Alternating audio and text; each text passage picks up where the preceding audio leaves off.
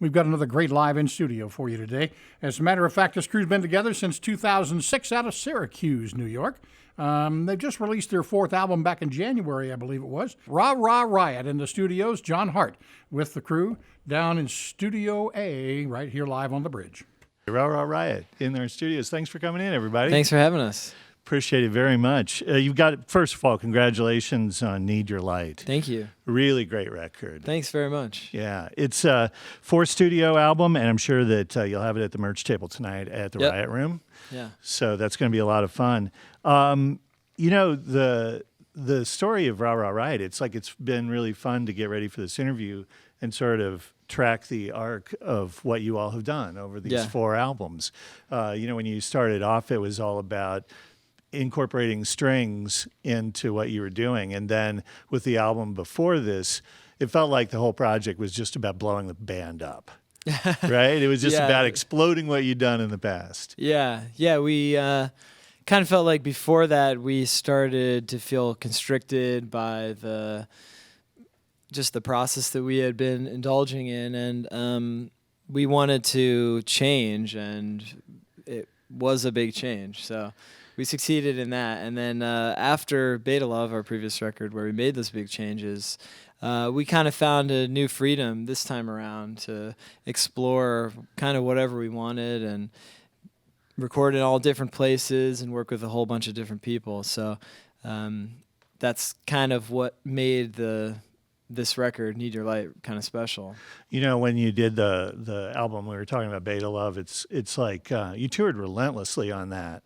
Yeah. And I thought it was really interesting that at one point I read that you all had taken a little bit of comfort in Ray Kurzweil. Yeah. It was sort of like, and if you're unfamiliar, like Google him, because it's like, it's both fascinating, hilarious, scary, it's everything. You know, he thinks that eventually we'll be able to download our brains into computers. And you all sort of like thought, well, you know, it's almost like you pretended that you could download yourself on a computer so you'd quit thinking about things. Yeah. Beta Love was a heavily conceptual record. And we were definitely inspired by his theories of the future. But I think in general we're more optimistic than pessimistic. I think our cyborg overlords will be mostly benevolent. So that kind of helped us get through that year. Well, when you were done with that relentless touring, it was sort of like, we are going to take a break. We're not going to make a new record. It reminded me of a conversation I had when I did an interview with Glenn Hansard, where he's like, I'm going to take a year off. And then 1 week after the vacation started, he was back in the studio. And you guys had, it wasn't quite that bad, but you didn't have the break that you were really expecting to have. No, we kind of thought we'd be maybe not seeing each other for 6 or 12 months at least. But it kind of just turned out that we were near each other coincidentally, and then had all this inspiration from the convincing of the management and label that we weren't going to rush into a record. So we just kind of felt like, well, now we can do whatever we want. And that helped us a lot.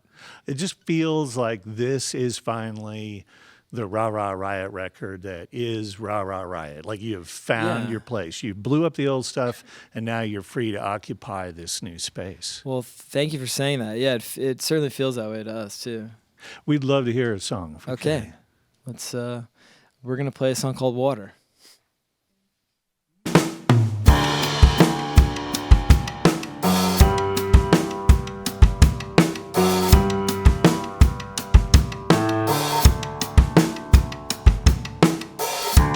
Tired of sleeping on the sidewalk, working at the bus stop, night till morning. Tired and waiting for the sun.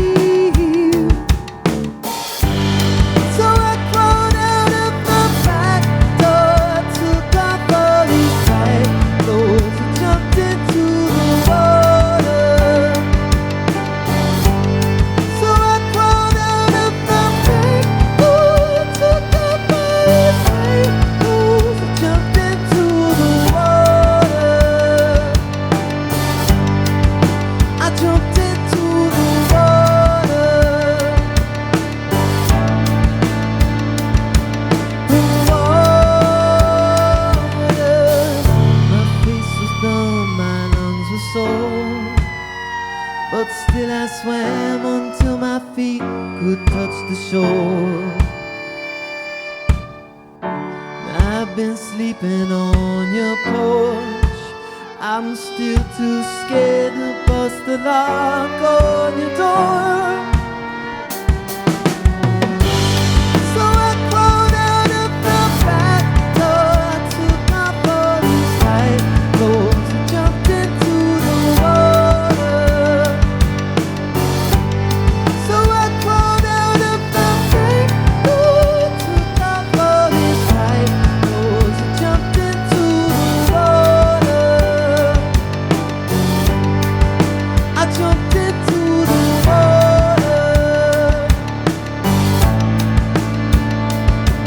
The water.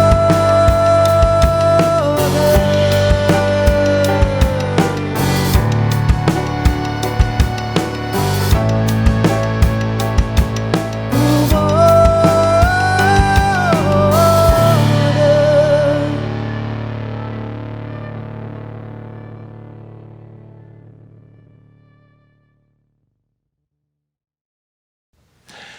Ra Ra Riot in our studios here at the Bridge. That's absolutely great. Love that.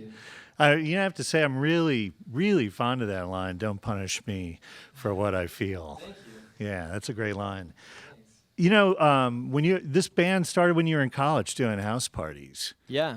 and part of revisiting all of the things that you wanted to make Ra Ra Riot Yeah. during this project was it like you cherry picked from the entire life of the band, and it's not just the fun that you had at the house parties, but what playing those house parties did to the material. So you sort of went back and did some underplays to help get the record and the songs ready. Yeah, extremely under. Emphasis on under plays. Yeah, there are house parties that we did like I guess a year and a half ago, sort of in the middle of making the music, like the demos and writing, but before officially being in the studio. We wanted to like feel it out in that kind of setting, and where it's maybe people would be very excited that we were in such a small venue, but there's a lot of troubleshooting on the spot. There's a lot of kind of things you have to do on the fly, and that's really fun.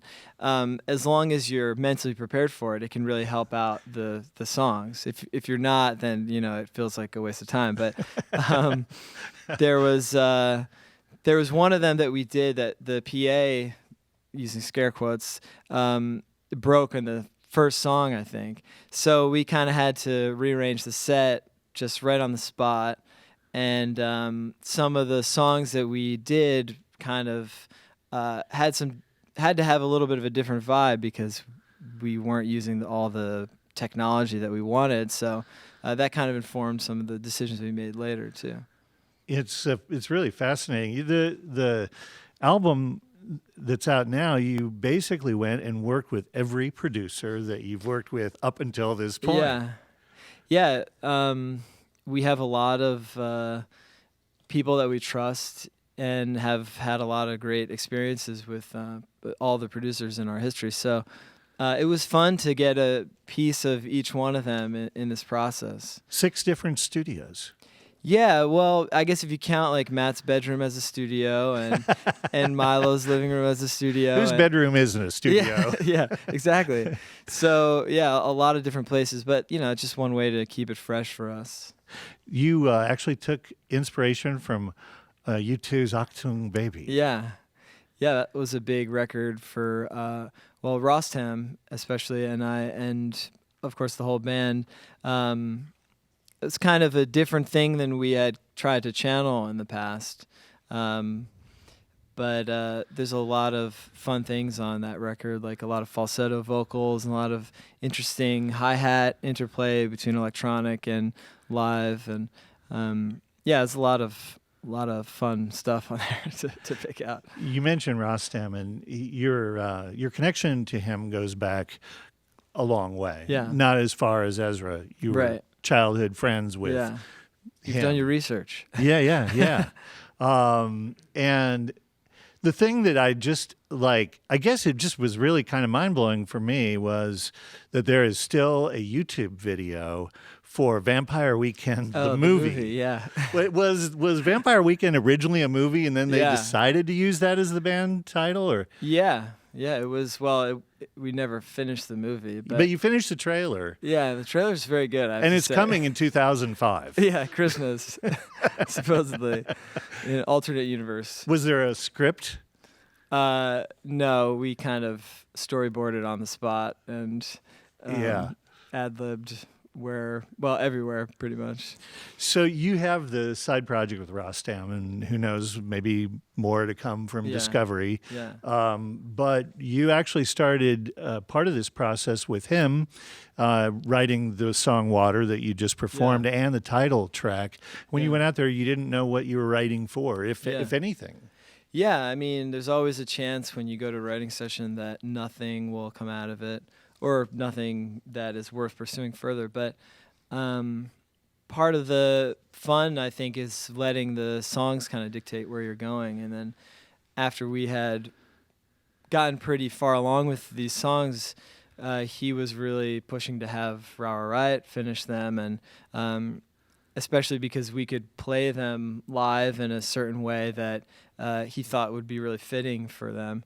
So that was exciting for all of us to hear, and that he had faith that we could really execute them well. And so we did a few days in LA tracking all the rest of the instruments for them, and it was kind of quick but really fun, and obviously we have a blast playing those songs. So You know, the new record, "Need Your Light," it's a headphone record to me. oh yeah, cool. Yeah, I mean, I think it just is best in headphones.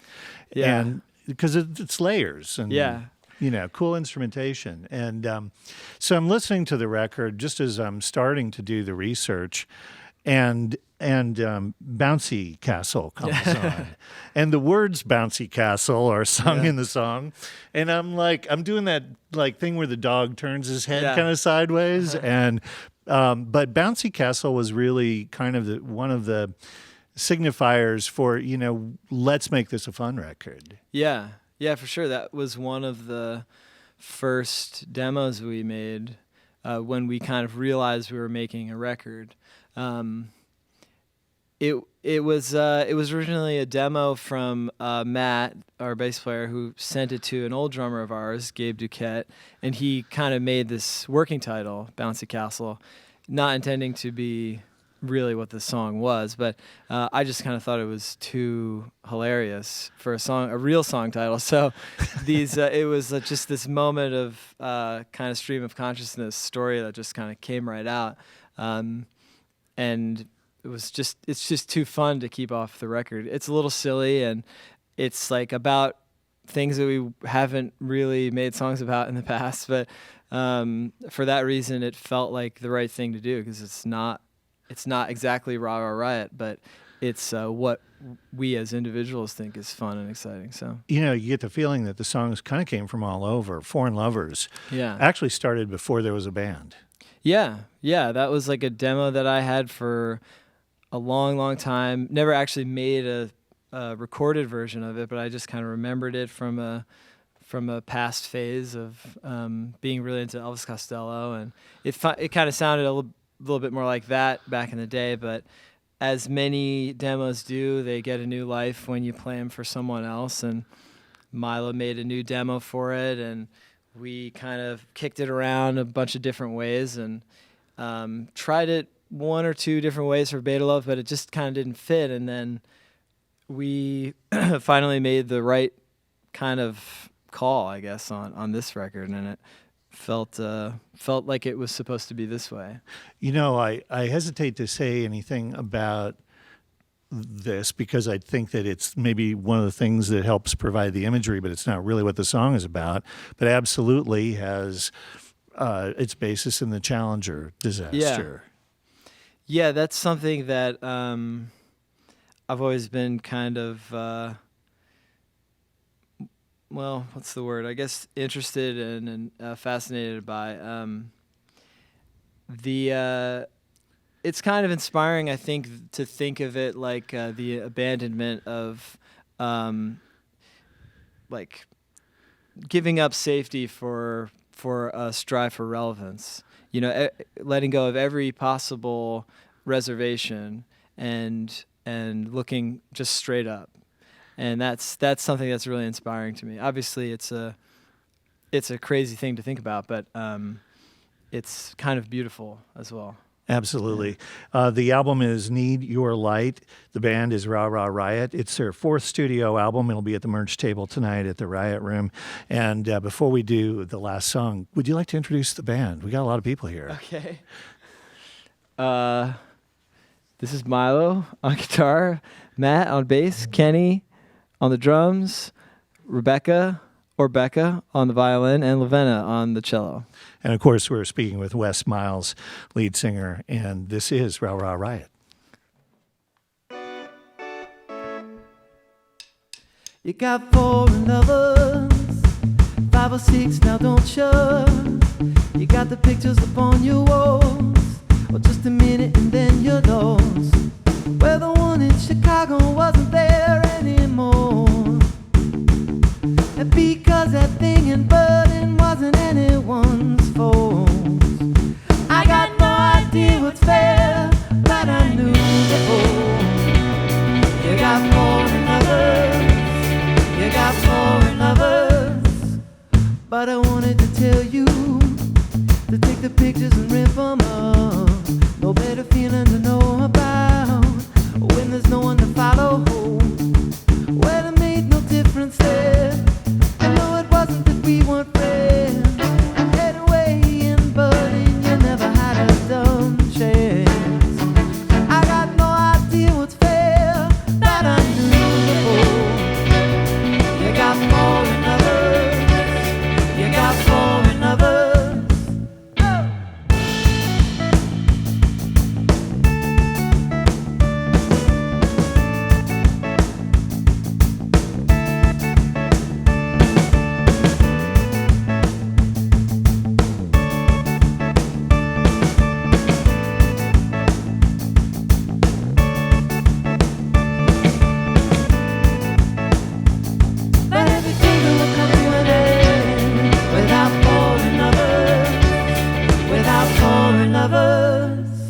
Well, the pictures only lie for you inside that frame.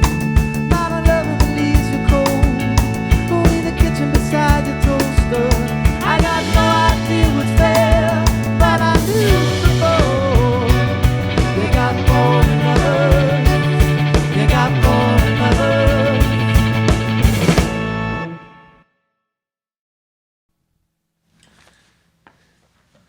Ra Ra Riot in our studios at the Bridge. That's the song we just were talking about. It must be weird to revisit a song, 10 years later or so? Yeah, but it's fun too, you know, especially if you completely forget about it. That there's this bonus song that you already kind of wrote, and it can be a kind of a time capsule, but also something totally new too. Does it feel like you wrote it, or is it like somebody else in some other life? It does feel like we wrote it, but it also feels like I can remember thinking of what I was thinking when I wrote some of those lines. You know, obviously it's not all the same, but you know, just the excitement of youth is in the song, but there's a little bit that I changed this time. So yeah, there's a lot of feelings about it. Well, this has been a lot of fun, and if you get a chance, Ra Ra Riot tonight at the Riot Room, and the new album Need Your Light is available now. It's their 4th studio album, and we can't thank you enough for coming in. We know that the road is hard, and we know that the voices wear out, and the backs wear out, and it's just it's really nice that you all take the time to come in and play for us. Well, thank today. you very much for having us. Ra Ra Riot on the Bridge.